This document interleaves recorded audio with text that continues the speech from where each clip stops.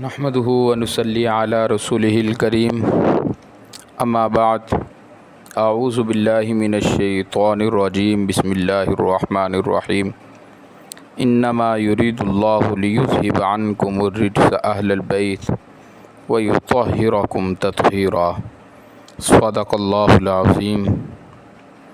عزیزان محترم، سیدنا حسین ابن علی کے فضائل و مناقب کے ساتھ ساتھ ان کی شہادت پر کچھ باتیں عرض کر رہا تھا تو حضرت حسین ابن علی نے فرمایا کوفیوں کو کہ دیکھو، میں تمہارے سے لڑنا نہیں چاہتا، میری 3 شرطیں ہیں، ان میں سے کوئی ایک قبول کر لو۔ حسین ابن علی کی وسعت ظرفی کا ملاحظہ کریں کہ تاریخ میں بڑی وسعت پیش کی گئی ہے۔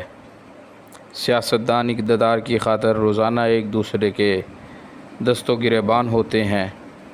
ارے حوصلہ سیکھنا ہے تو حسین ابن علی سے سیکھو، ملت کی خیر خواہی سیکھنی ہے تو حسین ابن علی سے سیکھو۔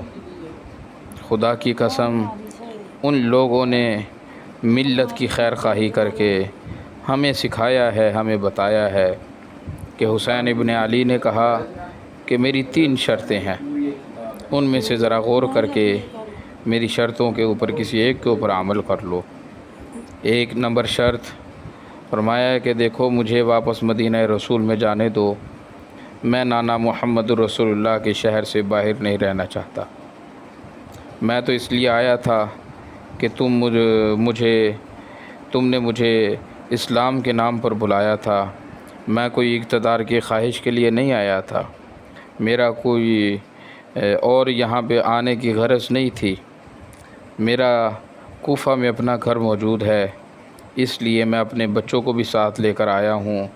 اگر میں لڑنے کے لیے آتا تو پھر اپنے بچوں کو ساتھ لے کر نہ آتا، میں اگر لڑنے کے لیے آتا تو پھر اپنا معصوم سے بچوں کو نہ لے کر آتا، اور وہ صلح کی شرطیں میں پھر پیش نہ کرتا۔ جو جنگ لڑنے کے لیے جاتا ہے وہ اس قسم کے حالات پیش نہیں کرتا۔ حسین ابن علی نے فرمایا مجھے واپس جانے دو۔ انہوں نے کہا واپس نہیں جانے دیں گے۔ دوسری شرط یہ پیش کی، فرمایا اچھا، اگر مجھے واپس نہیں جانے دیتے تو میری ایک اور رائے کو قبول کر لو، وہ یہ ہے کہ مجھے چھوڑ دو، میں اسلامی سرحد کے کنارے پر چلا جاتا ہوں۔ اسلامی سرحد کے کنارے پر چلا جاتا ہوں، اس کا مطلب یہ ہے کہ حضرت حسین کا یقین تھا کہ بادشاہ فاسق کیوں نہ ہو، وہ اسلامی سرحد ہے، اسلامی سلطنت ہے، کافروں کی نہیں۔ بادشاہ ظالم کیوں نہ ہو، عادل کیوں نہ ہو، آپ کے ملک پر کوئی مسلط ہو جائے، ملک تو مسلمانوں کا ہے، حکومت تو مسلمانوں کی ہے، حکمران کا دماغ خراب ہو جایا کرتا ہے۔ حضرت حسین نے کہا مجھے کنارے پر جانے دو، میں کفر سے لڑ کر شہید ہونا چاہتا ہوں، میں نہیں چاہتا کہ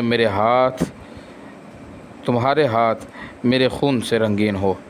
انہوں نے کہا حسین، یہ شرط بھی منظور نہیں۔ تیسری شرط دل گردے اور حوصلے سے سننے والی ہے، فرمایا کہ مجھے پھر یزید کے پاس لے چلو۔ ارے اس سے بڑا حوصلہ کیا ہوگا کہ آمنے سامنے بیٹھ کر ہم باتیں کرتے ہیں، یقیناً ہم کسی معاہدے پر پہنچ جاتے ہیں، ہمارا مسئلہ حل ہو جائے گا، تم کم از کم مجھے اور میرے خاندان کو بھی یار و مددگار تنے تنہا کر کے ظلم و ستم کے ساتھ جس انداز میں لے آئے ہو، میں نہیں چاہتا کہ تمہارے ہاتھ میرے خون سے رنگے ہوں۔ انہوں نے کہا کہ اگر ہم آپ کو یزید کے پاس جانے دیں تو یہ خطوط آپ ہمارے حوالے کر دیں۔ فرمایا کیوں حوالے کر دوں، یہ خط تو اصل ہیں جو میں یزید کو دکھاؤں گا کہ میں آیا نہیں ہوں، انہوں نے مجھے بلایا ہے، اس کو بتاؤں گا۔ انہوں نے کہا اچھا، اس کا مطلب ہے کہ آپ ہمیں تختہ طار پر لٹکائیں گے، آپ ہماری شکایت کریں گے؟ تو حسین نے ہم تجھے واپس نہیں جانے دیں گے۔ اس وقت شمر ذی الجوشن نے کہا اس حر بن یزید کو شرائط معاہدہ طے کر رہا ہے، ان کی ہمیں ضرورت نہیں، ایک بھی بات نہیں ماننی، حسین کا سر قلم کرو اور اس کے خاندان کو قتل کرو، نہ ہوگا بانس نہ بجے گی بانسری، نہ یہ رہیں گے نہ جھگڑا ہوگا، ہمیں ارباب اقتدار، سرمایہ اور دولت اور اعزاز سے نوازیں گے۔ چنانچہ یہ بات عبید اللہ بن زیاد کے ذہن میں بیٹھی۔ شمر ذی الجوشن کے مشورہ پر یہ فیصلہ ہوا کہ حسین سے لڑائی کرو۔ حسین ابن علی کا پانی تو بند ہوا، تاریخ میں یہ ملتا ہے، اس میں کوئی شک نہیں، لیکن دریا کے کنارے پر تھے۔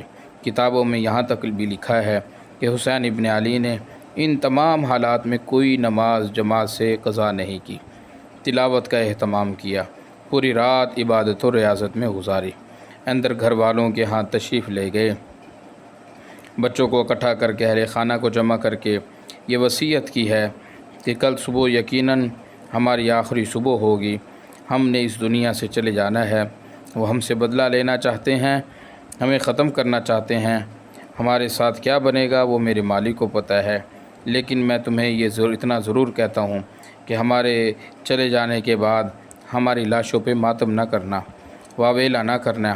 میں نے نانا رسول اللہ صلی اللہ علیہ وسلم سے سنا ہے، میرے آقا نے فرمایا تھا کہ جو سینہ پیٹے، منہ ماتھا پیٹے، سینہ کو بھی کرے، اپنے آپ کو چھلنی کرے، یہ شخص میری امت سے خارج ہے۔ انشاءاللہ بقیہ حصہ اگلے سبق میں۔